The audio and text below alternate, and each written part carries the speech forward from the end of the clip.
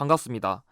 한국살 해설의 품격나무사학도 해품사입니다. 자, 지난 60회 심화 전반부 해설에 이어 후반부 해설을 마저 진행하도록 하겠습니다. 근데 지금 문제를 보니까 초반부터 문제가 좀 어려운 게 많아가지고 좀 집중을 잘 해주셨으면 좋겠습니다. 먼저 26번.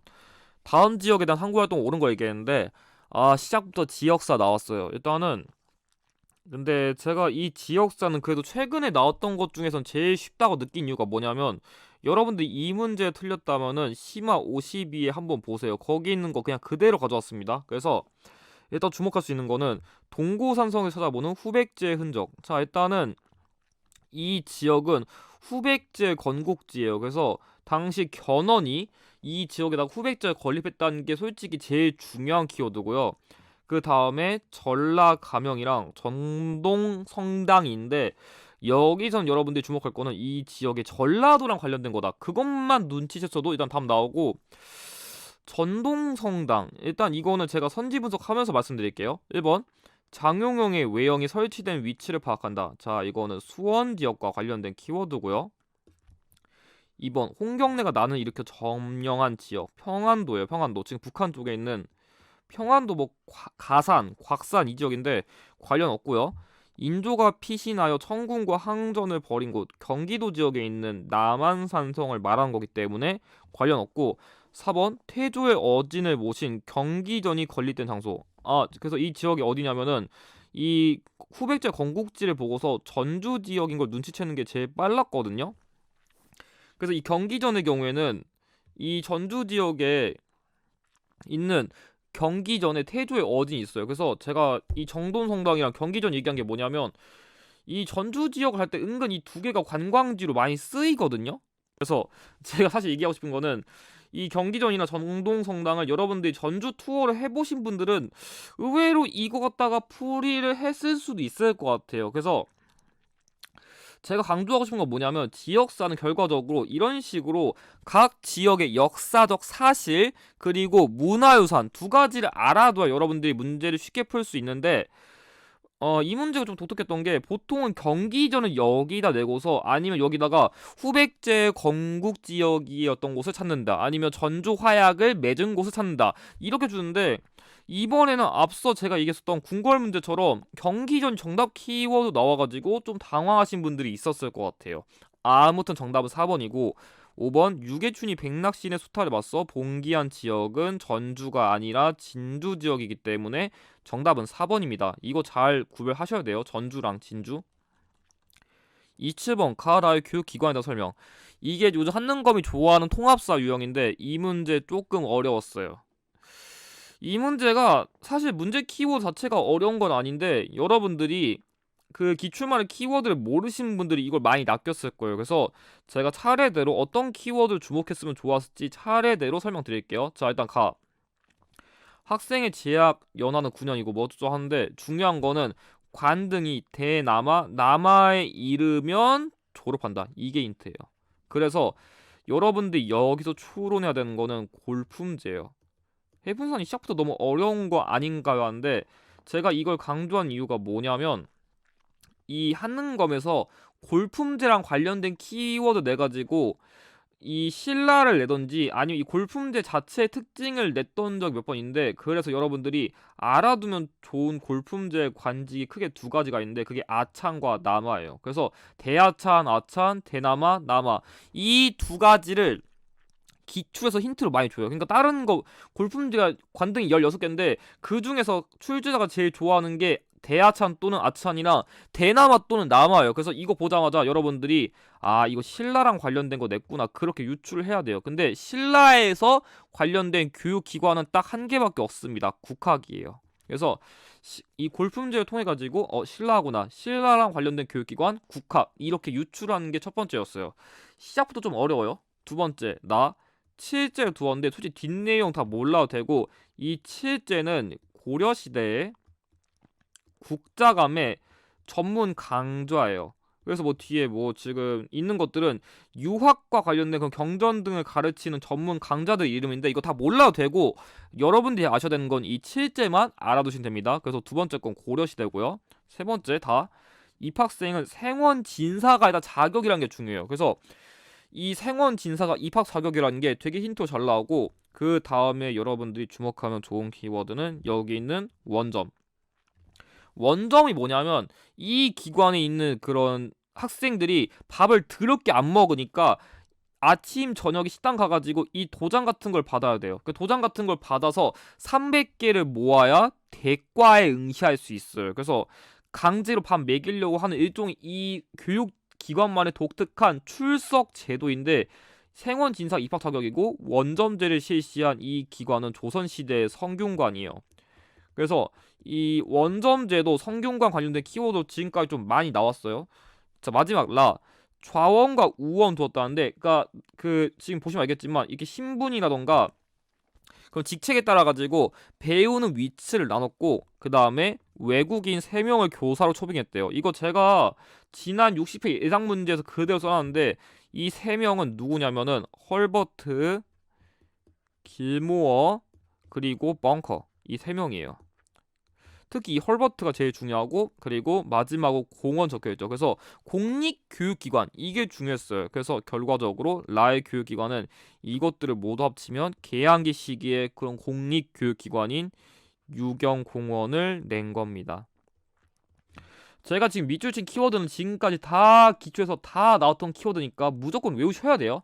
지금 설명부터 좀 길었는데 선지부터 할게요. 기억. 신문왕이 인재 양성을 위해 설치했다. 맞아요. 국학은 신문왕식 설치됐죠? 맞고요. 니은. 전국에 부목군현에 하나씩 설립된 거는 국자감이 아니라 향교이기 때문에 틀렸고요. 디귿. 공자 등 성현을 기리는 석전대제를 거행했다는데 결론부터 말하면 맞아요. 여러분들이 여거 말고 여거에 좀 더 집중했어야 되는데, 여러분들이 주목해야 되는 건 성균관은 조선시대는 성리학, 그러니까 유학을 중심으로 가르치는 교육기관인데, 여러분들이 좀 주목해야 되는 게 뭐냐면 이 사람들이 이제 모시는 이런 공자던가 맹자 같은 인물들은 유학의 대가거든요. 근데 이 인물들이 쓴 뭐 논어라던가 맹자 같은 그런 교육 교재의 내용을 보면은 강조하는 게 뭐냐면 제사예요. 그러니까 이 사람들 입장에서는 지네가 배우는 것 중에서 제사가 너무너무너무 중요해요. 그러니까 이 제사를 하는 게 어떻게 보면 자신들이 교육받은 거를 실천하는 거거든요. 그렇기 때문에 이 석전대제가 뭔지 모르더라도, 이 성균관이든지 향교 이런 교육기관은 유학을 배우니까 이런 제사를 중시하는구나, 그거를 이해하는 게 포인트였어요. 그래서 정답은 기억 디귿이라 2번이고, 자 리을. 교육 입국 도서를 반포로 세워진 건 유경공원이 아니라 한성 사범학교이기 때문에 리을은 틀렸습니다.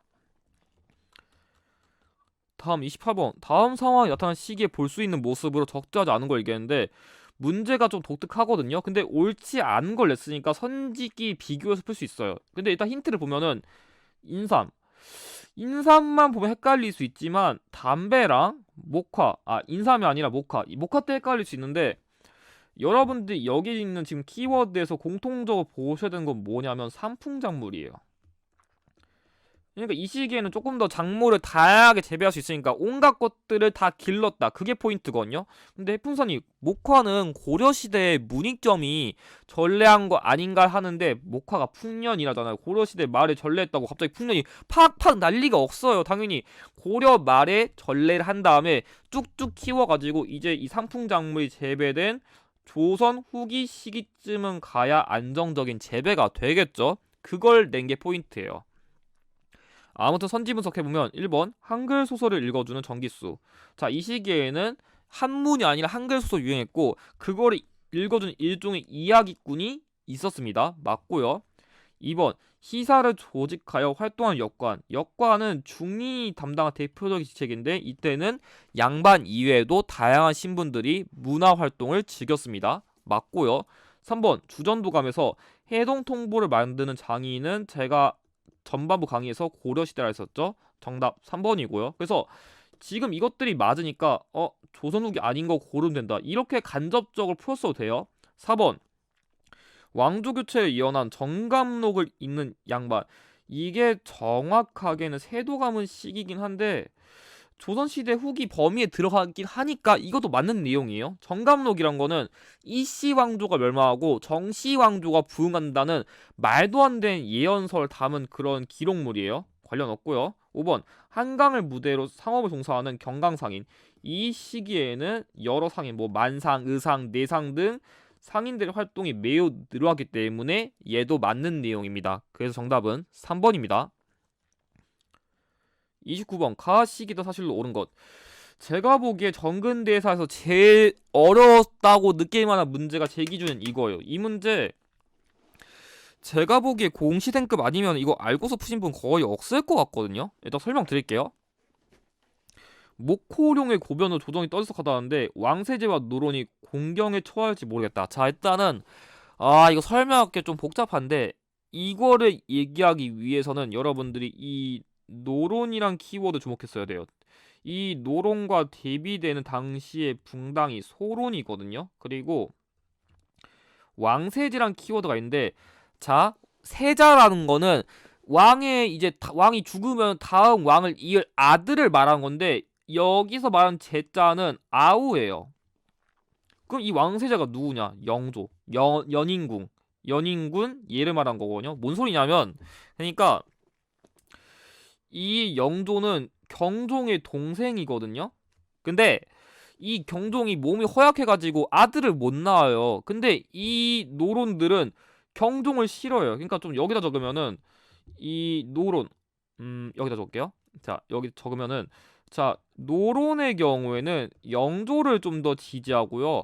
경종의 경우에는 소론을 좀 지지하거든요. 그러니까 당연히 영조를 지지하는 입장에서 노론은 이 경종이 마음에 안 들어요. 그러니까 이 경종에게 아이 경종 왕님 네 몸도 안 좋으니까 어차피 아들 못 낳을 건데 이 영조한테 왕이 후계자도 물려주시고 진짜 빨리 몸도 아픈데 그냥 빨리 나가세요. 오지게 갈고요. 그래서 경종도 빡칠 텐데 이 목호룡이란 인물이 어떤 얘기 했었냐면은 이 목호룡은 경종편에서 이 노론의 당시 4대 신이라고 좀 지금으로 치면 진짜 거의 고위 관료급 그런 인물들이 있는데 이 목호룡이 이 노론 애들은 경종이 마음에 안 들어가지고 이거 잘못 적었네요. 여기 이게 아니라 소론이 경종이겠죠?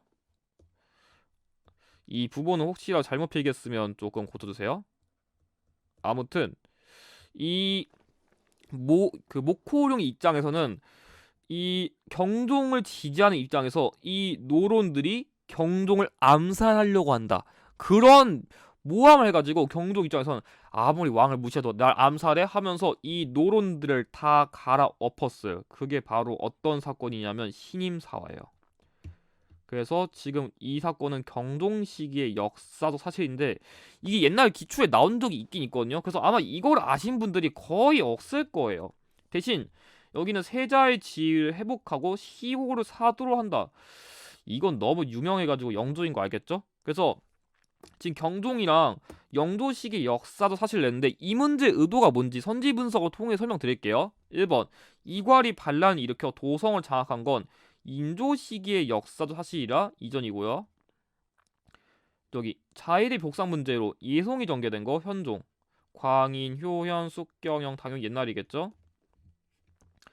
왕위 계산 눌러나고 왕자의 날 발생한 거 태조 이성계 시기랑 정종 시기 두 번 발생했습니다. 훨씬 옛날이고요. 그럼 지금 4번과 5번 중에 고민했을 텐데 이거 틀렸으면 대부분 다 5번 골랐을 거예요. 일단 근데 왜 4번인지 먼저 설명을 드리고 좀 전략적인 부분을 설명드릴게요. 일단 2인자를 중심으로 소론 세력 등이 난을 일으켰다. 일단 이게 영조 시기 사건인데 정답은 얘예요. 왜냐하면 잘 생각해봐요. 이 문제에서는 지금 신임사화를 통해 가지고 이 문제 제시된 시점에서는 노론의 권력이 실추됐어요. 노론의 4대 신을 유배했다 했잖아요. 그러니까 노론의 권력이 약화되는데 제가 아까 뭐라 했어요? 영조, 그러니까 노론은 영조를 지지한다 했었죠. 그러니까 이 경종이 죽은 다음에 영조 시기 이른 다음에 당연히 이 노론 코인이 떡상하겠죠. 그럼 당연히 그에 맞춰가지고 소론은 떡 하락을 할 건데 그래가지고 소론의 입장에서는 이 2인자 중심으로 이 영조가 원래는 경종을 암살하려고 했던 놈이다, 이런 식으로 해가지고 아예 다른 인물을 왕으로 세워야 된다는 그런 혐의를 씌워가지고 반란을 일으킨 건데, 포인트가 뭐냐면 이 시기에는 노론이 좀 하락했지만 이 시기에 반대로 소론이 하락했으니까 이런 식으로 정치적인 그런 막 시소타기 하듯이 그런 권력의 변화에 맞서가지고 어떤 사건이 발생했는지 그 흐름을 낸 게 이 문제의 포인트이기 때문에 4번이 제일 자연스러운 거예요.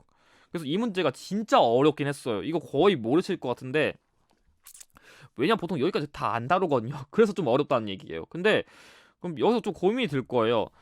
이 여기 나와 있는 장씨 소생의 원자 책봉 문제로 환국이 발생한 이 숙종 시기의 기사 환국 같은 경우에는 여러분들이 눈치가 있다면 전 이렇게 풀었을 것 같아요. 이걸 모른다 치면은 이 노론이 언급될 시기는 최소한 숙종 이후예요. 왜냐하면 경신왕국 이후에 그 서인이 노론과 소론으로 분화됐었는데, 그러면 일단 이 노론이 언급될 쯤이면 이 숙종과 경종 사이에 들어갈 텐데, 그럼 여기서 고민이 되는 거예요. 지금 얘도 겹치고 얘도 겹치는데 범위를 근데 사이 시기면은 최대한 좁혀야 돼요. 그러니까 얘도 지금 같은 영조 시기니까 헷갈릴 수 있지만 이 노론이 언급될 수 있는 건 숙종이 될 수도 있고 경종이 될 수도 있고 영조가 될 수도 있으니까 얘는 범위를 못 줄여도 굳이 범위를 줄인다면은 얘는 범위를 줄일 수 있잖아요. 그러니까 둘기에 비교했을 때 굳이 선지를 넣는다면은 어떤 걸 제외해도 범위를 더 줄일 수 있을까, 그걸 고민한다면 네가 잘려야 돼요. 그래서 이게 솔직히 쉬운 기술이 아니거든요. 근데 만약 안 풀린다, 이런 식으로도 어떻게든 범위를 최대한 줄일 수 있는 가능성을 다 배제시켜가지고 이렇게 찍는 게 전략이에요. 근데 아마 이게 쉽지는 않을 겁니다. 그래서 저도 전략 제시했지만 최대한 진짜 문제가 안 풀리면은 모든 방법을 동원해가지고 이걸 줄여보시는 시도를 해보시는 게 나을 것 같습니다. 정답 4번입니다. 30번, 다음 사건이 일어난 이후의 사실로 옳은 것. 자, 일단은 이 문제는 좀 쉬웠는데 우정국 총판 호경식 등이 우정국의 개국 축하연, 사실 이거 보고 끝났어야 돼요. 그러니까 이 민영익과 홍영식은 이 사건 당시에 칼빵 맞은 애들인데, 당시에 급진개혁파 입장에서는 이 우정국의 개국 축하연을 계기로 좀 자신들이 반대되는 세력들에게 칼빵해가지고 자신들의 그런 요구사항을 담은 혁신정각 14조를 반포했잖아요. 그래서 지금 이건 우정총국 개국 축하연을 계기로 발생한 갑신정변을 말하는 거예요. 그래서 갑신정변 이후에 사실 고르면 돼요. 그나마 좀 쉬운 문제네요. 1번, 김기수가 일본에 수신사 파견된 건 이때이기 때문에 이전이고요. 제너럴 셔먼을 불태운 거 1866년이라 역시 이전이고, 일본군함 우니호가 영종도를 공격한 거 1875년, 얘보다 조금 더 앞이기 때문에 더 틀렸고요. 자, 4번, 박규수가 삼정 이정선 설치 건의. 자, 이거 임술 농민 봉기랑 관련된 키워드인데 1862년이라 이전이어가지고 정답은 청과 일본 사이에 텐진 조약에 체결된 이게 정답이에요. 그러니까 한성 조약은 84년이고 텐진 조약이 85년인데 이 조약의 결과 청나라도 군대를 파견했었고 어쨌든 일본군도 대치를 했었는데, 이 갑신정변을 계기로 조선의 군대를 파병할 경우에는 사전에 먼저 서로 보고를 할 것을 규정한 게 이거의 포인트이기 때문에 갑신정변의 그런 결과로서 5번이 제일 자연스럽습니다. 그래서 정답은 5번입니다. 31번, 밑줄근 이 사건에 대한 설명을 옳은 것은. 이 문제는 별로 어렵진 않은데 제가 좀 주목해보고 싶은 포인트가 있어요. 어떤 거냐면 여기서 로즈 제독, 이게 좀 중요했어요. 사실 이 프랑스군이 침략했다는 것만 보더라도 이 프랑스군이 외교장각 약탈하고 그거 뭐 이것만 봐도 솔직히 로즈 제독 몰라도 프랑스가 침략한 거 병인양요인 거 모르신 분들은 없을 거예요. 근데 제가 이거를 굳이 나눈 이유가 뭐냐면, 자, 신미양요 같은 경우에는 로저스 제독이 침략했거든요. 근데 이게 최근에 기출에서 키워드 되게 잘 나와요. 그래서 여러분들이 만약에 이게 이런 키워드 안 주고 순수하게 뭐 로즈 제독, 로저스 제독 이런 것만 주면 문제 못 풀거든요. 그래서 이런 키워드도 외워두시는 게 중요하다는 얘기입니다. 아무튼 병인 양요에 대한 건데 1번 청군의 개입으로 종결되었다. 대표적으로 이모군란, 갑신정변이 있습니다. 동학농민 운동은 굳이 따지면 청군의 개입 때문에 직접적으로 종결했다고 하긴 어렵습니다. 상대적으로는요. 2번 재물포 조약의 체결로 이어졌다. 이모군란입니다. 오페르트 도굴 사건이 계기가 되었다. 자, 제가 강조하는 암기법 병제, 병인 박해, 제너럴 셔머너 사건, 병인 양요, 오페르트 도굴 사건, 그리고 신미 양요, 척화비 건립, 그리고 운요 사건, 강화도 조약 있는데 자, 얘가 더 먼저 발생했습니다. 될 리가 없겠죠? 4번 양원수 부대가 정독산성에서 적군을 물리쳤다. 그래서 이 병인양요 관련된 인물은 양원수의 정독산성과 한성근의 문수산성 이 두 가지가 대표적입니다. 정답 4번이고요. 영국 함대가 거문도를 점령. 자, 병인양요 1866년인데 거문도 불법 점령은 85년이기 때문에 시기 안 맞습니다. 그래서 정답은 4번입니다. 32번 가 시기 더 사실로 옳은 것. 이 유형도 되게 잘 나온 유형인데 문제 키워드 하나도 안 어렵거든요. 근데 정답 키워드에서 조금 낯서신 분들이 있었을 것 같아요. 자, 일단 얘기하고 싶은 게 뭐냐면 그러니까 문제 키워드는 솔직히 몰랐다면 반성하셔야 됩니다. 이거 문제 키워드 진짜 난이도 1이에요. 뭐냐면 환구단에서 황제 즉위식을 거행하고 지가 황제가 되었다. 이거 진짜 농담 안 하고 제가 최근 기출에서 이거 5번 이상 봤어요. 그러니까 이거 보자마자 광무기억 안 나왔다? 진짜 머리를 한 대 스스로 치셔야 될 정도입니다. 진짜 농담 아니고. 그 정도로 황구단에서 고종이 황제로 즉위했다. 너무 빈출 키워드예요. 이거 진짜 모르시면 안 됩니다. 이거 보자마자 광무기억 바로 나올 정도로 이건 너무 중요한 키워드예요. 그래서 제가 강조하고 싶은 건 뭐냐면 가보개혁, 을미개혁, 광무개혁 크게 세 가지가 있는데 제가 느낀 게 뭐냐면 광무개혁이 솔직히 제일 잘 나와요. 진짜 제일 잘 나오더라고요 최근에. 그래서 보통은 이걸 내면 제일 잘 나온 키워드가 여기 황제 직속의 원수부 그러니까 황제 직속의 군대랑 지게함을 설치해가지고 지게를 발급했다. 이 두 개는 극빈출이에요. 극빈출. 거의 이 두 개가 다 정답을 내는데 오랜만에 옳지 않은 걸 내가지고 난이도를 조금 높였어요. 조금. 많이는 아니고요. 그래서 일단 이 두 개가 빈출 키워드인 거 먼저 기억해 두시고 1번 대한국 국제를 반포했다. 이 광무개혁 시기 반포한 일종의 헌법이고요. 그러니까 황제 중심의 권력 집중을 한 거고 3번 이범윤을 관도관리사로 파견했다. 이것도 잘 나와요. 이거는 그러니까 비교적 잘 안 나오긴 하는데 최근에 다시 한번 좀 나오더라고요. 계속 여기다가 플러스로 대한제국 칙령 제42호. 그래서 이 시기에는 영토랑 관련된 게 좀 많이 나온다. 그걸 좀 알아두시면 좋은데 정답은 그래서 5번이거든요. 통역관 양성 목적으로 동문학을 설립한 거는 1883년이라 훨씬 이전이에요. 얘는 왜냐하면 97년부터 1910년인데 시기가 너무 안 맞아요. 그래서 이걸 바탕으로 보면은 정답은 5번이었을 거죠. 5번. 왜냐하면 광무기억에 관련된 거는 동문학이 나온 게 아니라 상공학교가 나와야 돼요.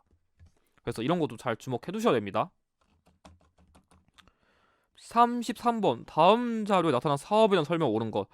앞에서 문제 설명을 너무 길게 해가지고 지금 뒤에서는 최대한 빠르게 자를 거니까 조금 집중 잘 해주셨으면 좋겠습니다. 아무튼 이것도 제가 적중한 문제인데 이 문제 진짜 쉬워요. 여러분들 주목하면 되는 키워드가 여기선 백동화밖에 없어요. 백동화.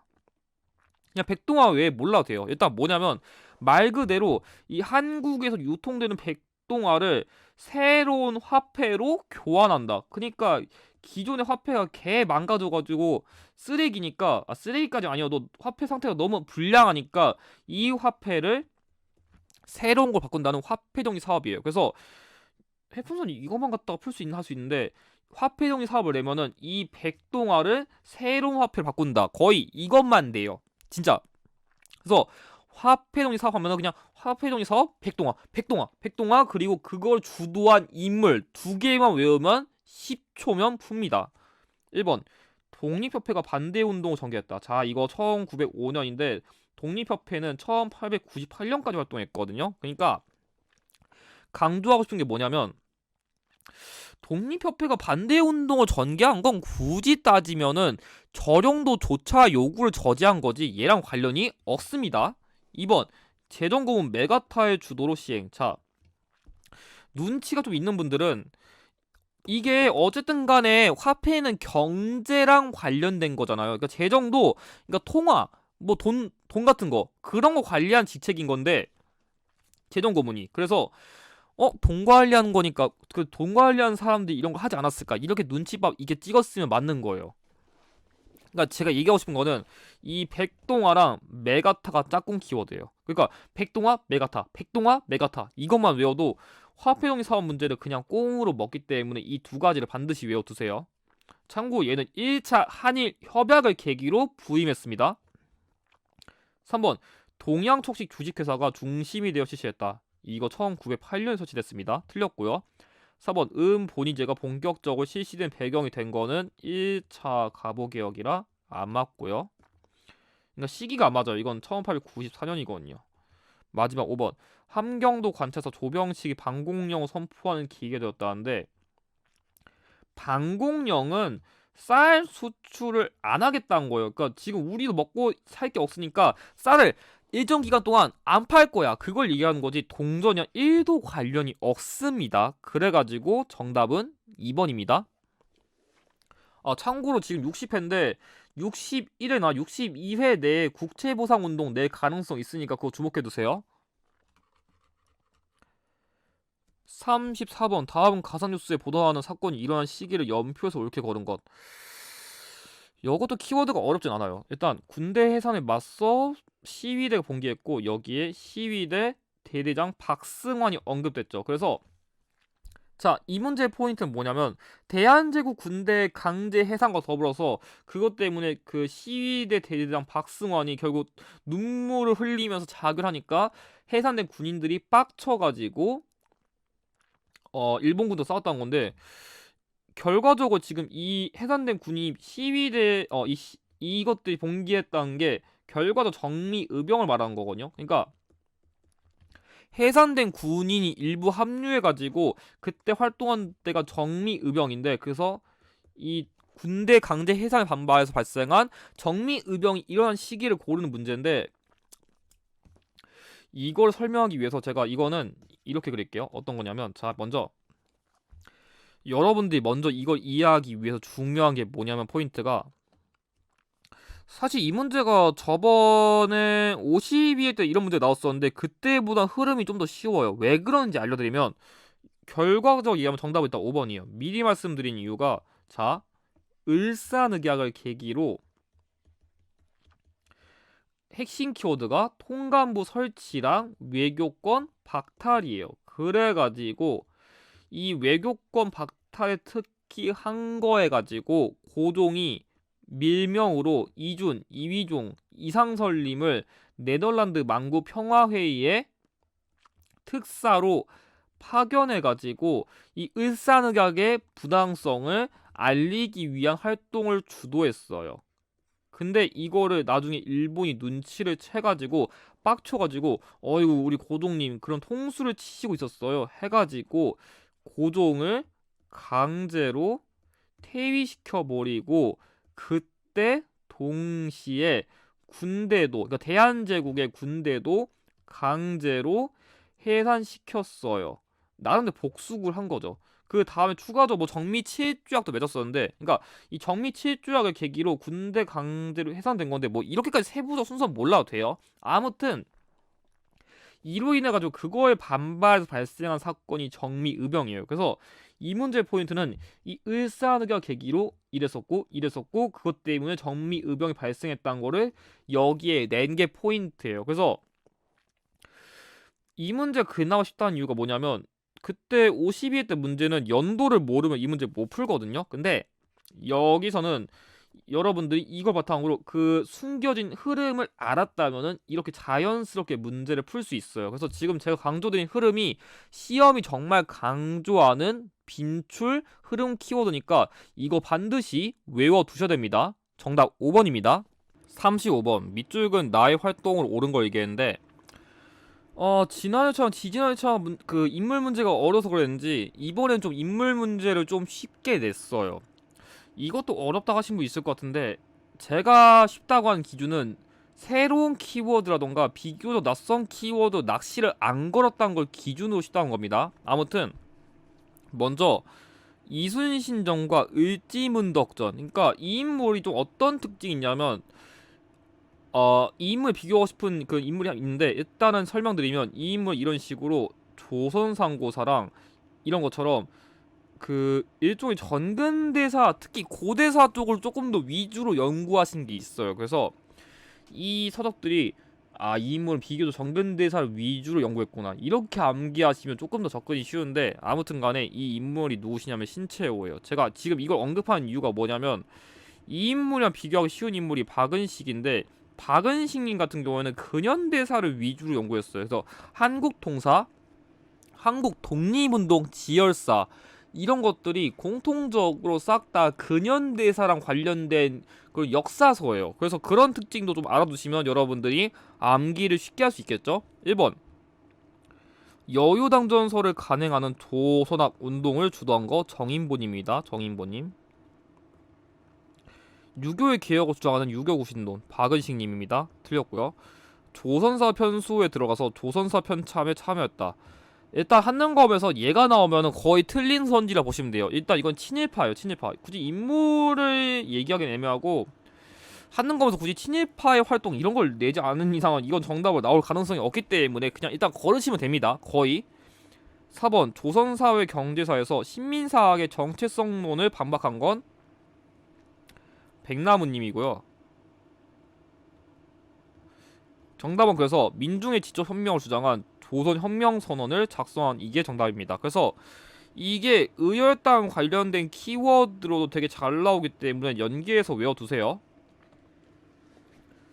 36번, 다음 기사가 보도된 이후의 사실로 옳은 것. 제가 말했죠. 특정 시기 이후의 사실은 선지 내에서 마지막에 발생한 거 찾으면 된다고요. 이 문제의 포인트는 뭐냐면 다른 거 다 제껴두고 동대문에서 성대한 개통식을 열고 전차를 운행한 지 한 달도 되지 않아 참혹한 사건이 발생했다. 그러니까 지금 동대문이 언급되어 있는데, 그러니까 이 전차가 처음 운행된 시기는 1899년의 경인선이에요. 근데 해풍선이 근데 경부선 뭐 경의선으로 해석할 수도 있지 않을까 하지만 선지랑 연도를 비교해 본다면 그게 나올 가능성은 일단 없습니다. 그래서 일단 동대문에서 성대가 개통식 했다는 게 일단 포인트긴 해요. 아무튼 간에 지금 경인선이 이제 활동하기 시작한 이후의 사실인데 그냥 그거 몰라도 선지에서 마지막 발생한 게 뭔지를 이해하는 게 중요했어요. 1번, 미국의 보빙사를 파견한 거 1883년이라 너무 옛날이고요. 베델이 대한매일 신보를 참가했다. 이게 평소에는 연도 문제 정답을 안 나왔었는데 결론부터 말하면 이게 정답이에요. 정답. 왜냐면 지난해 저때 그 포츠머스 조약 문제할 때 이게 연도에 함정으로 나왔었거든요. 아마 제가 보기엔 직전 회차 때 이걸 언급했으니까 출제자 나름에서는 연도 문제 그런 연계로서 가져온 것 같은데, 이 대한매일 신보가 을사늑약의 항거한 대표적인 신문이란 걸 연계했다면 이 정답이 조금 쉽게 나오지 않았을까, 전 그렇게 생각합니다. 정답 2번이고요. 이만손 등이 영남만인소를 올렸다. 1881년. 더 옛날이고요. 신식군대인 별기군 역시 똑같은 연도라서 이전이고, 통리기 무화문도 1880년이라 이전이에요. 그래서 사실 이 문제가 별로 어렵진 않았던 게 이 네 개를 공통적으로 보면 다 1880년대인데 얘만 연도가 제일 뒤에요. 그래서 출제자가 정답 키워드는 낯설어도 오답선지를 되게 쉽게 준 사례라고 얘기할 수 있을 것 같습니다. 정답 2번입니다. 37번, 밑줄근 이 시기에 시행된 일제 정책. 사실 이 사료가 중급 기출에 있거든요. 그래서 여기 교원이 제복을 입고 칼을 차고 수업한다. 사실 그때는 이것도 안 줬어요, 해설을. 근데 이거 중급편에서 이렇게 줬었는데 이건 해설까지 줘가지고 난이도가 너무 쉽게 나왔어요. 왜? 3.1운동 이전에 식민지 사회 현실. 아니 힌트가 지금 몇 개예요? 지금 3개 나왔어, 힌트가. 그래서 어쨌든 간에 교원이 제복을 입고 칼을 찬다. 공포 분위기를 형성했었던 1910년대 키워드를 고르시면 됩니다. 1번 애국반을 조직했다. 이거는 1930년대 후반 이후의 사례인데 사람들이 이런 식으로 한 5인을 한 그런 조직? 이렇게 묶어가지고 당시 조선인들 통제하기 위한 그런 일종의 일제 방식 같은 걸 이해하시면 될 것 같고 2번 회사령을 시행하였다. 정답이에요. 그래서 이 시기에는 토지 조사 사업과 더불어서 회사령을 통해 가지고 경제적 침탈을 했습니다. 정답 2번이고 치안유지법을 지정한 거 1925년이라 20년대 사례 틀렸고요. 미국 공출제를 실시한 거 역시 1930년대 후반 이후에요. 그러니까 이때는 전쟁하다 보니까 쌀도 오지게 뜯어가셨고요. 국가총동원법을 공포한 거 역시 30년대 후반 이후에요. 국가총동원법은 전쟁, 전시 상황에 대비해서 인적, 물적, 수탈을 하기 위한 그런 법을 제정한 거기 때문에 정답은 2번입니다. 이 문제가 제가 보기엔 일제 중에서 제일 쉬웠어요. 38번 가민족운동에 대한 설명. 이거 너무 유명한 그림이에요. 전 이거 심화편에서 낸다고? 느낄 정도로 일제감정기가 이번에 좀 문제가 쉬운 게 많아요. 뒤에 조금 까다로운 문제가 있긴 한데 쉬운 문제는 되게 쉬웠어요. 그래서 일단 뭐냐면 포인트는 우리가 만든 것, 우리가 쓰자. 그러니까 경제적 자립.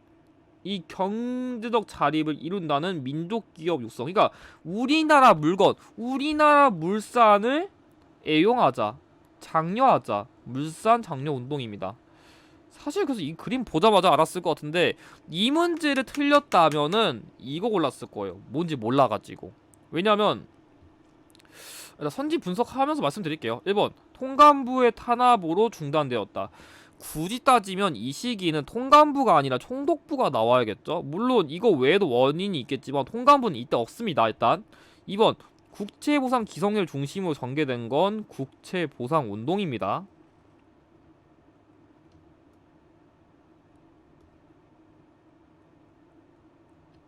3번 자작회, 토산, 애용 부인회 등이 활동하였다. 눈치밥이 있으면은 우리나라 물건 쓰자고 하는데 우리가 직접 만든 거, 우리나라 토산품을 애용하자. 그러니까 이게 물산장려 운동의 심화편 빈출 키워드인데 이걸 몰라도 우리가 만든 거, 우리가 쓰자. 토산품.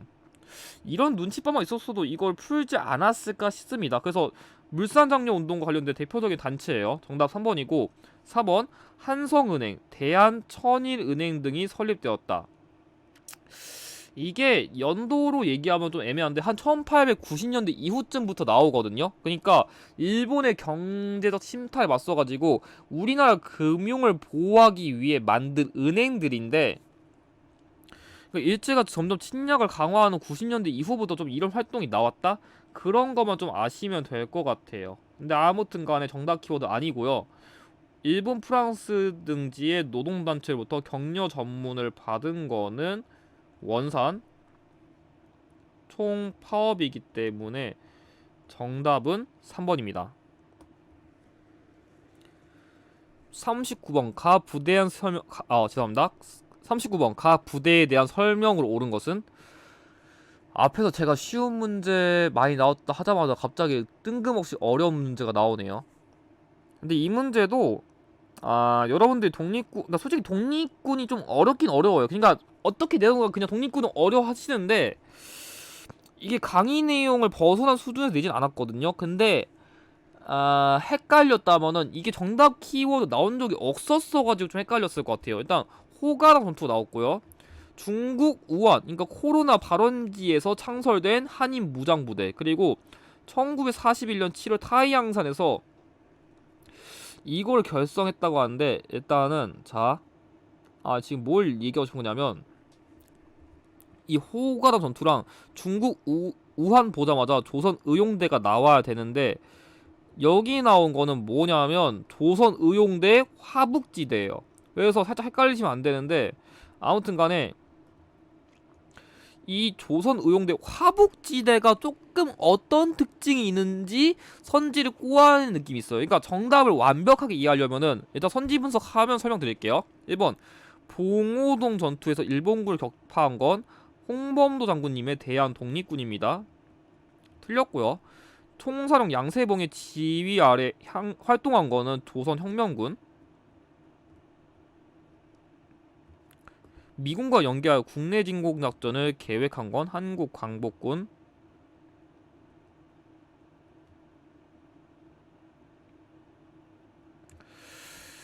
조선독립동맹 산하의 군사 조직으로 개편되었다. 그래서 제가 지금 얘기하고 싶은 게 뭐냐면 조선의용대 화북지대가 이 여기 나와 있는 조선독립동맹 산하의 군사 조직인 조선의용군으로 개편이 된 거예요. 그러니까 이건 여러분들 좀 알아두시면 좋은 게 이 조선의용대가 그냥 여기 그냥 아무나 있다 가정할게요. 근데 최근에 좀 나오는 트렌드가 뭐냐면 기존에는 조선의용대를 내면은 중국관내 결성된 최초의 한인 무장 부대이다. 이게 맨날 나오는데 요즘에는 좀 어떤 신 트렌드냐면 이 조선의용대가 북쪽으로 이동한 얘네들은 조선의용군으로 개편되었다. 이게 나오고요. 아래쪽으로 이동한 얘들은 한국 광복군에 편입됐다. 이게 나와요. 그래서 뭐 김원봉, 김두봉 이거 나온 그 얘기한 건데 그래서 최근의 트렌드는 얘네 선지를 갑자기 많이 내기 시작했어요. 그래서 조선의용대의 그런 새로운 트렌드 키워드로서 이거 좀 알아두시는 게 중요합니다. 정답 4번이고 5번 간도천변 이후 조직을 정비하고 자유시로 이동한 거는 대한 독립 군단이기 때문에 정답은 4번입니다. 40번 가 단체에 대한 설명 옳은 거 얘기했는데 저 이 문제 솔직히 처음에는 되게 깜짝 놀랐어요.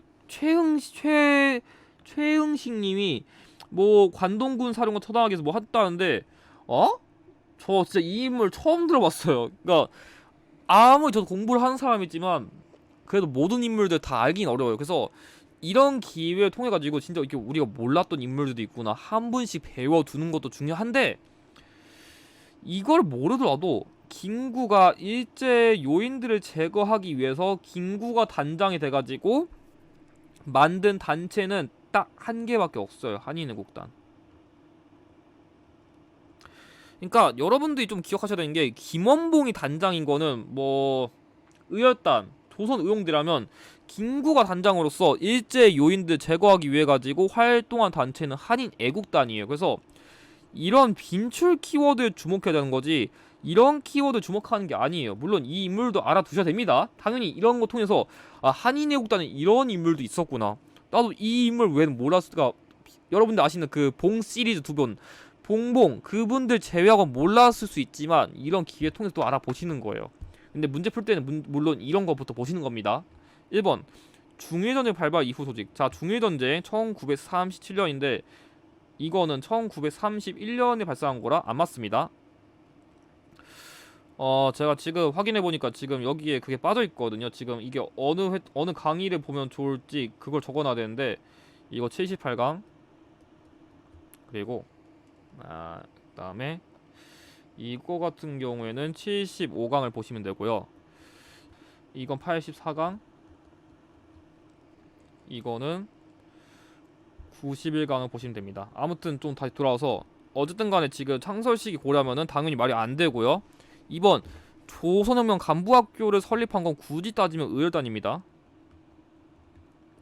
이봉창, 윤봉길 등이 단원으로 활동하였다. 자 한인애국단 관련된 봉봉 시리즈 두 분 정답 3번이고요. 4번 대전자령 전투에서 일본군을 상대로 승리한 건 한국 독립군이랑 관련이 없고요. 그 다음에 일제가 조작한 배고인 사건으로 조직이 해체된 거는 신민회랑 관련된 거기 때문에 정답은 3번입니다. 이게 어려운 문제는 아닌데 이거에 집중 안 했으면 되게 낯설 수 있었을 것 같아요. 잠깐 네. 입력됐구나. 네.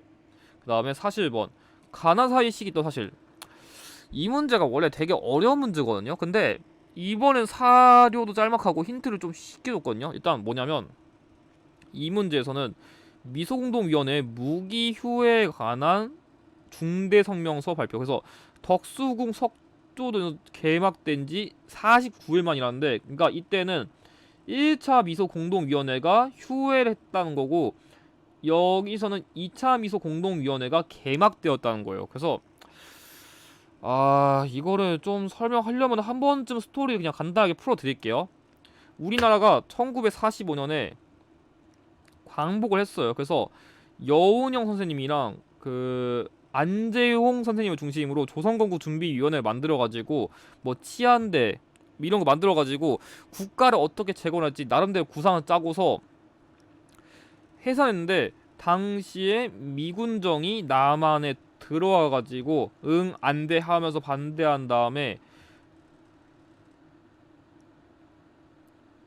그 뒤에 모스크바 3상 회의를 열었어요. 근데 이 모스크바 3상 회의에서 논란이 크게 됐던 게 신탁 통치. 그러니까 우리나라 알아서 재건할 때까지 다른 나라 임시 통치를 좀 대신해준다, 그런 게 나오니까 이 신탁 통치에 대한 찬반이 나온 거죠. 왜 다른 나라 반성을 또 받아내냐? 그냥 우리끼리 알아서 해야 된다. 그래도 좀 받아보는 게 낫지 않을까? 이런 개판이 나오고 있는 와중에 이 덕수궁 석조전에서 1차 미소 공동위원회가 열렸어요. 그래서 임시 민주주의 정부 수립을 놓고서 대립했었는데 대화가 안 통해가지고 싸우다 개판 터지니까 해산돼가지고 이승만을 중심으로 정읍 발언, 남한만이나 단독 정부를 수립해야 되지 않을까 얘기가 나오니까 안 돼 하면서 그 여운이 형과 김규희 선생님을 중심으로 좌우합작 위원회를 구성해가지고 좌우합작 7원칙을 발표해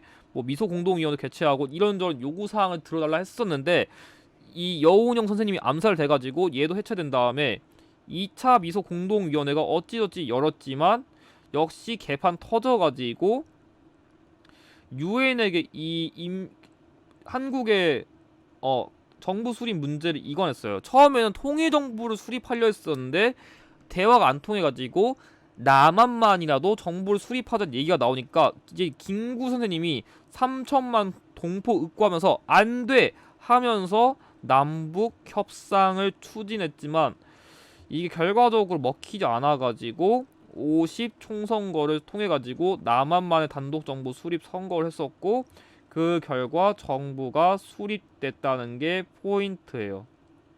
그래서 이 유형이 어려워요. 저도 지금 쭉쭉쭉쭉 빠르게 설명했는데 이게 흐름이 한 번에 빡빡 안 나올 정도로 깊게 이해가 안 돼 있으면 이 문제는 못 풀어요. 그래서 이 문제가 제 기준에는 이거 훈련하는 걸 최소 3회도 해야 돼요. 3회 해도 모자랄 판인데 이게 사료를 어떤 걸 가져오냐에 따라서 되게 어렵거든요. 그 점을 여러분들이 좀 인지를 하시는 게 좋을 것 같아요. 아무튼 1번 여수순천 10, 19 사건. 자, 1번은 이 정부 수립보단 조금 더 뒤에요. 이 50 총선거 전에 남한말 단독 정부 수립을 반대하는 4.3 사건이 있었거든요. 근데 이 4.3 사건을 진압한 과정에서 이 여수순천에 있는 그 군대에게도 이걸 진압하라 했었는데 이거에 대한 진압을 반대하면서 발생한 사건이 이거거든요. 아무튼 이후에요. 2번 모스크바 상국 외상회의가 개최된 거 여긴데 이게 아니고, 자, 지금 문제 있는 시점은 지금 여기랑 여기겠죠? 이전이고요. 반민족행위 특별조사위원회가 출범했다. 얘도 정부 수립 직후에요. 정부를 수립하고 재헌국회를 만든 다음에 그때 발표했던 법 두 가지가 반민족행위자 처벌법이랑 농지개혁이에요. 그래서 어쨌든 간에 정부 수립 직후라 역시 안 맞고요. 좌우합작 위원회 조직되어 좌우합작 7원칙 발표한 게 지금 여기 나와 있는 이 시점이기 때문에 가나 시기 사이에 들어가지고 정답은 4번이고, 유엔 총에서 인구 비례에 의한 남북 총선거가 의결된 게 이거보다는 조금 직후이기 때문에 정답은 4번입니다.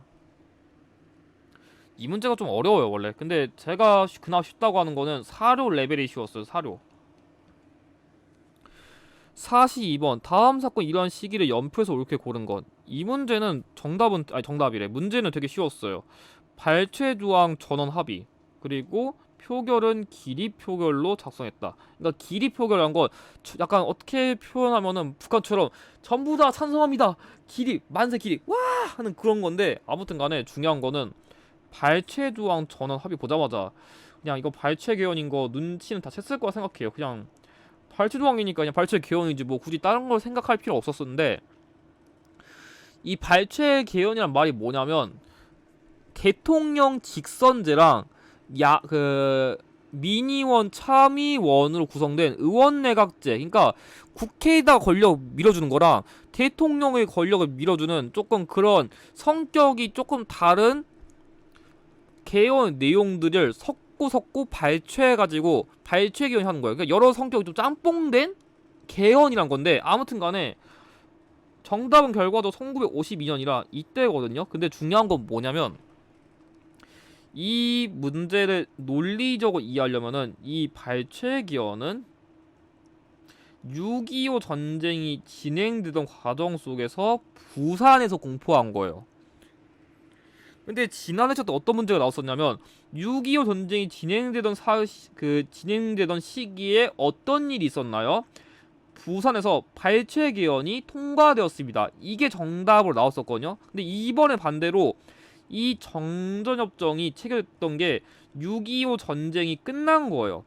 6.25 전쟁이 끝난 거니까 이번에 정전협정을 내가지고 아직은 6.25 전쟁이 진행되는 시기인 이때를 정답으로 끼워 넣은 거예요. 그래서 눈치밥이 있으신 분들은 직전 회차 때는 6.25 전쟁 시기도 사실로 옳은 것.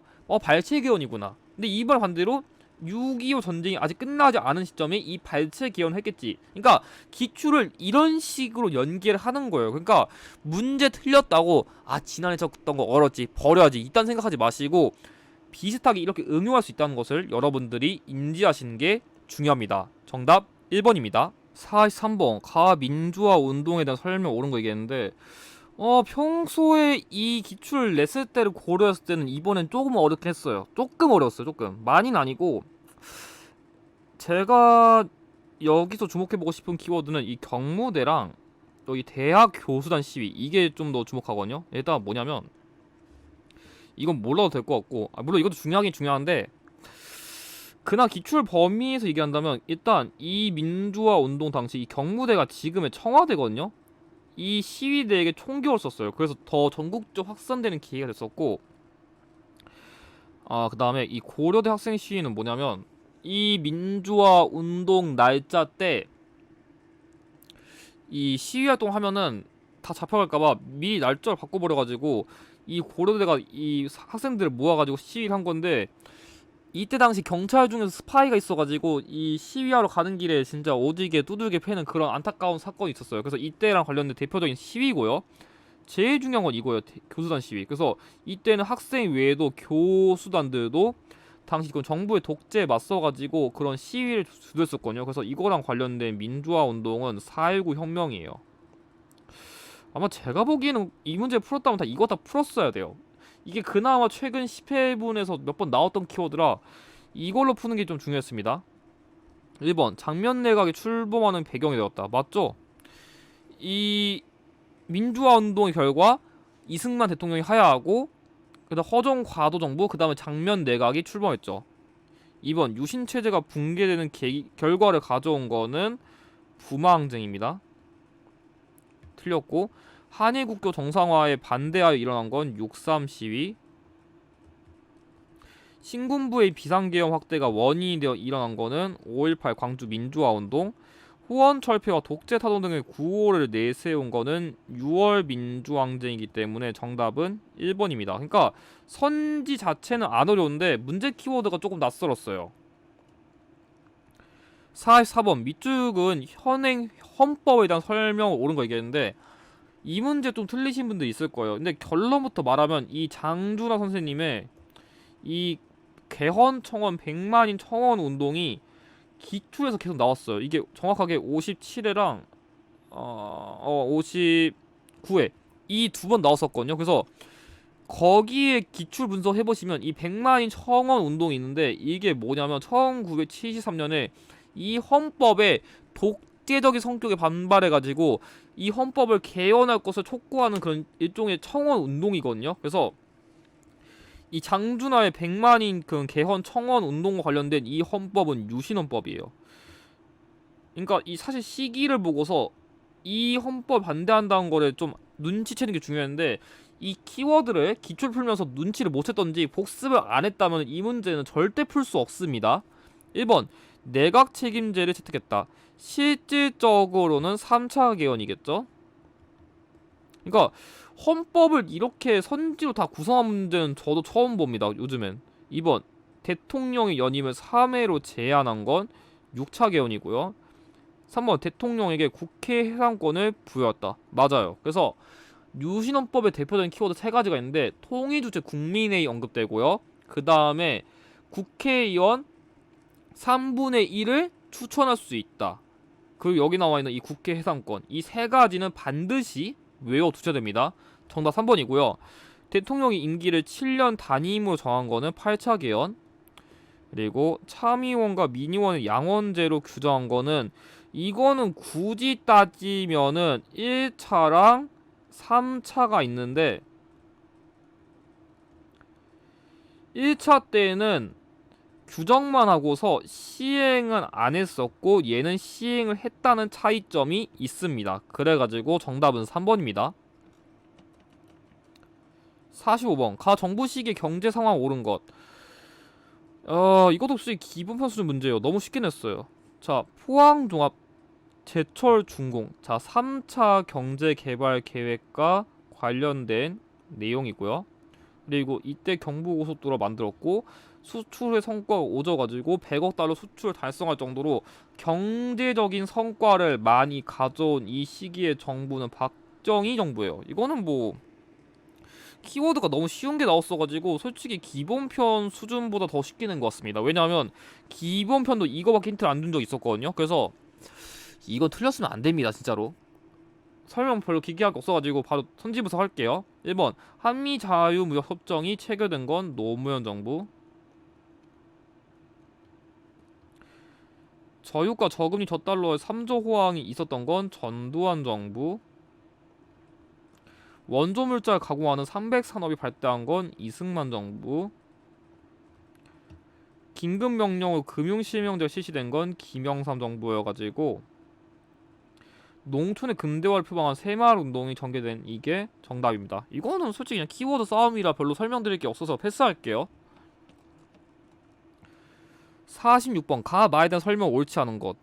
우리나라 인쇄문화 역사. 와 진짜 통합사를 진짜 마구마구 내요 진짜. 그래서 요즘에 단편적인 공부로서는 절대 고득점 못 받습니다. 그러니까 3급 수준은 이런 거 좀 실수해야 되는데 1급은 이런 거 실수하면 절대로 통과 안 됩니다. 1번 주자소를 설치하여 인쇄하였다. 자, 주자소를 설치해서 만든 거는 무구정광 대다란이경이 아니라 개미자예요. 이 무구정광 대다란이경은 석가탑에서 발견된 가장 오래된 목판 인쇄물이에요. 그래서 시기도 안 맞고 키워드도 안 맞기 때문에 정답은 1번이고 2번 대장도감에서 판각한 목판을 찍었다. 이 8만 대장경을 만든 도감이 이거기 때문에 맞고요. 3번 청주 흥덕사에서 금속 활자. 이 지지심체 요절의 특징이자 흥덕사에서 간행했어요. 참고로 이 8만 대장경은 합천 해인사에서 간행했습니다. 4번 이천 장영신인들이 제작한 활자로 인쇄하였다. 이 자치 통감을 이해하는 게 중요한 게 아니라 이 장영실이 세종 시기에 활동한 거 보서 세종 시기에 활동한 장영실을 연기하는 게 중요했는데 제가 보기에는 이거에서 좀 헷갈렸을 것 같아요. 그러니까 자치 통감이 아니라 얘를 주목했어야 됩니다. 이 갑인자본. 5번 한성순보 나부로 만든 활자를 사용해 반문국이라는 근대식 신문을 발행하는 기구에서 만들었다. 이게 포인트였습니다. 그래서 다 맞는 내용이기 때문에 정답은 1번입니다. 47번 밑줄근 이 정보식이 있다 사실로 옳지 않은 것. 이게 문제 키워드가 좀 어렵거든요. 근데 선지 분석 갖다가 푸는 게 가능했어요. 자, 천주교 정의구현 전국사재단가 뭐 어쩌고저쩌고 하는데 이때 당시 이 사건에 관련자들이 남영동 치안본부 대공분실로 연행되었다 하고 천주교 정의구현 전국사재단이 나왔는데 이 문제가 솔직히 이거 같다가는 제가 봤을 땐 못 풀었을 것 같아요. 근데 눈치가 있으신 분들은 이거 갖다가 풀었을 것 같아요. 이거 갖다. 왜 그러냐면 이 키워드가 공통적으로 관련 있는 게 있는데 그게 바로 6월 민주항쟁이거든요. 그러니까 이 천주교 정의구현 전국 사재단도 당시에 그때 당시에 그 정부의 허위 보도 지침에 반발하는 그런 게 있었거든요. 그리고 이 남영동 치안무 대공분실은 박종철 열사가 희생된 장소잖아요. 그래서 이거 6월 민주항쟁과 관련된 장소니까 그거랑 관련된 전두환 정부가 아닌가 눈치를 채신 분들은 이렇게 풀었을 거예요. 근데 이렇게까지 안 하면 여러분들이 문제가 헷갈리거든요. 그래서 일부러 옳지 않은 걸 내가지고 조금 더 난이도 쉽게 낮춘 것 같아요. 1번 서울올림픽 개최된 거 노태우 정부 시기 때문에 정답 1번이고요. 야간 통행 금지 해제 이 시기에 당근 같은 정책이죠. 맞고요. 박종철 고문치사 사건 제가 아까 언급했죠. 맞고요. 프로야구 6개 구단이 출범 그래서 이 시기에 그런 우미나 정책인 3S 정책 뭐 스포츠 그리고 스크린 그리고 뭐 성 관련된 그런 거 해가지고 3S 정책 맞고요. 남북 이상 고향 방문단이 최초로 이루어진 거 통일 관련된 거니까 정답은 1번입니다. 48번 다음 뉴스가 보도된 정부 시기에 있던 사실로 옳은 것 이거는 제가 강조하는 꼼수만 알았으면 좀 풀었을 것 같은데 제가 그때 이 키워드를 좀 외워두시라 했거든요. 제가 60회 예상문제 찍을 때 이 남북 사이 화해와 불가침 및 교류 협력에 관한 합의서를 낼 수 있다고 언급했었는데 딱 나왔어요. 그래서 이 정부의 경우에 제가 어떤 키워드 외우라면 어떤 키워드냐면 유엔은 기본적으로 비핵화를 좋아한다. 이걸 외우라요. 그래서 유엔 동시가입, 남북 기본 합의서, 한반도 비핵화 공동선언을 외우라는데 이거의 풀네임이 이거예요. 그래서 이 세 가지 키워드는 공통적으로 노태우 정부 시기에 통일 업적과 관련된 거예요. 그래서 유엔 동시가입, 남북 기본 합의서, 이건 풀네임, 이거 한반도 비핵화 공동선언 이게 제일 중요한데 일단 볼게요. 제2차 남북 정상회담이 개최된 거 노무현 정부, 경제협력개발기구 가입 김영삼 정부, 남북조절위원회가 설치된 건 박정희 정부고요. 4번 북방외교 추진하여 중국 등 사회주의 국가들과 수교했다. 그래서 중국, 소련, 헝가리 등의 사회주의 국가랑 교류를 시작한 게 또 노태우 정부 시기의 사실이니까 정답은 4번이고 남북한 교류협력을 위한 개성공업지구 건설에 합의한 건 김대중 정부 시기 때문에 정답은 4번입니다. 49번 가마에 들어갈 내용 옳지 않은 것 이번 회차의 마지막 고난도 통합사예요. 근데 제 기준에는 솔직히 이 문제가 제일 어렵다고 느꼈거든요. 제 기준에는 전체적으로. 근데 의외로 이 문제는 아까 제가 해설한 그 영조 말고 경종 영조사 역사 그보다는 더 쉽게 푼 것 같아요. 영화 암살 때문인지 그 이 인물이 많이 대조가 돼가지고 대조 말고 대두가 돼가지고 의외로 이 문제는 금방 푼 것 같기도 합니다. 일단 설명드릴게요. 1번 첨성대와 항룡사 구축 목탑을 세웠다. 이 선덕여왕 시기에 만든 그런 천체 관측 그런 기구랑 호국불교를 위한 탑이죠. 맞고요. 이빙어각 가정생활의 지혜를 담은 규합총서를 저술하였다. 아마 이 문제 헷갈렸으면 이 두 개 중 헷갈렸어야 돼요. 근데 결론부터 얘도 맞아요. 이게 초급 기출 한번 나왔었거든요. 딱 한 번? 그러니까 딱 한 번 나온 키워드인데 이걸 연계해왔어요. 규합총서란 게 뭐냐면 그러니까 이 이빙어각이란 거는 여성 실학자예요. 그러니까 우리가 뭐 박제가 뭐 정약용 이 유형원 이런 인물들만 알 텐데 이빙허각은 여성 실학자거든요. 근데 눈치가 있으신 분들은 이분은 살림을 학문화했다 했잖아요. 그러니까 가정생활의 지혜, 살림을 학문화했으니까 내가 뭐 규화청소가 뭔지는 몰라도 눈치가 있다면 그런 살림과 관련된 내용을 다뤘을 수도 있을 것 같아. 이렇게 찍었으면 2번은 안 골랐을 것 같아요. 제가 봤을 땐. 그러니까 문제랑 이런 거 잘 연결하는 게 이런 점에서 중요한 거예요. 아무튼 규합청소라는 게 뭐냐면 말 그대로 진짜 당시 여성들이 뭐 밥하는 거, 뭐 진짜 빨래하는 거, 아니 뭐 옷다리 옷 만드는 거 그런 것처럼 진짜 살림에 필요한 여러 가지 그런 것들을 정리한 그런 일종의 일상을 학문화한 책 같은 거 그렇게 이해하시면 될 것 같아요. 자, 3번 재산을 기부하여 흉년의 굶주린 백성들을 구제하였다. 이 김만덕이라는 인물이 제주도에서 숙박업, 호텔 같은 걸 운영한 인물인데, 이 인물 정조 시기쯤에 흉년이 오지게 나가지고 자신의 돈을 다 털어가지고 쌀을 샀거든요. 그래가지고 정조로부터 인정받아가지고 뭐 금강산 관광도 보내주고 그랬었다는데, 아무튼 맞는 내용이고, 한국광복군의 기관지 광복을 발행하였다. 자, 이 인물은 여기는 남자연님이 아니라 오광심님이에요.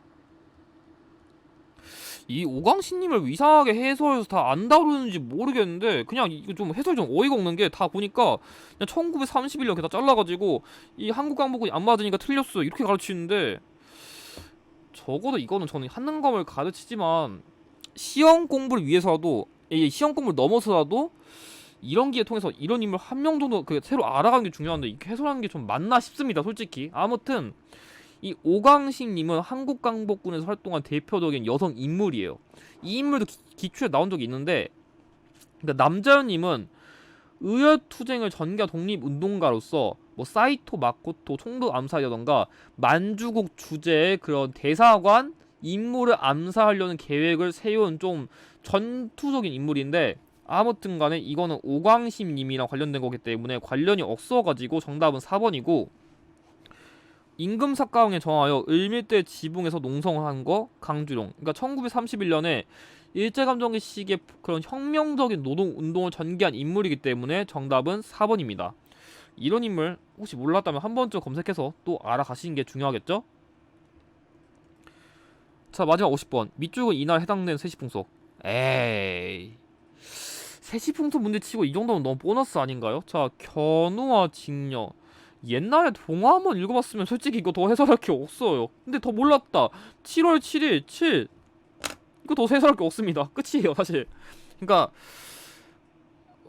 이 세시풍속 공략법 몰라가지고 이 문제를 조금 헷갈리신 분도 있었는데, 세시풍속 제가 맨날 뭘 강조하냐면 해당 월만 알더라도 문제를 70% 80%는 풀 수 있어요. 그러니까 무슨 말이냐면은 단 5, 7석 삼진날 할 때 3 이런 식으로 이게 겹치는 것들, 이것만 외우더라도 문제를 풀 수 있어요. 그래서 좀 이런 것들을 먼저 외우시는 게 좀 중요해요. 참고 단어 같은 경우에는 뭐 임금님께 부채를 하사하고 뭐 수리치떡 먹고 뭐 그네 타고 창포물에 머리 감고 이런 게 좀 잘 나오고요. 백중날은 이거 제가 솔직히 해당 월자 까먹었어요. 해당 월자 까먹었는데, 백중날 같은 경우에는 그 머슴에게 돈을 주고서 좀 쉬게 해준 날이에요. 이거 그냥 검색하면 나오니까 이건 제가 좀 생략할게요. 죄송합니다. 그리고 동지는 12월. 그러니까 동지는 말 그대로 겨울 관련된 거고, 1년 중 한 해가 가장 긴 날, 그리고 팥죽 먹는 거 이런 거 기억하시고, 한식은 좀 이렇게 외우세요. 우리나라 사람들은 한국이니까 한식 사랑해, 한식 러브 하면서 4월 이렇게 외우시면 좋을 것 같아요. 아무튼 한식은 말 그대로 이 한자가 진짜 한국인이 먹는 한식 그 한식이 아니고요. 찬 음식. 그러니까 찬 음식 먹는 날이어가지고 불을 안 쓰고 조상에 대한 성묘에 대해 제사를 지내는 날이다. 이런 걸 기억하시는 게 포인트예요. 그래서 이 문제 단순하게 그냥 7 보고서 7석 찍었으면 되는 문제였습니다. 마지막 문제는 되게 쉬웠네요. 자, 그럼 이것으로 심화 60회 해설 마치겠습니다. 다음 60일엔 이거보다 조금 더 어렵게 나올 수 있을 것 같아가지고 좀 긴장을 더 하시는 게 나을 것 같습니다. 영상의 내용이 도움이 되셨다면 좋아요와 구독을 부탁드립니다. 감사합니다.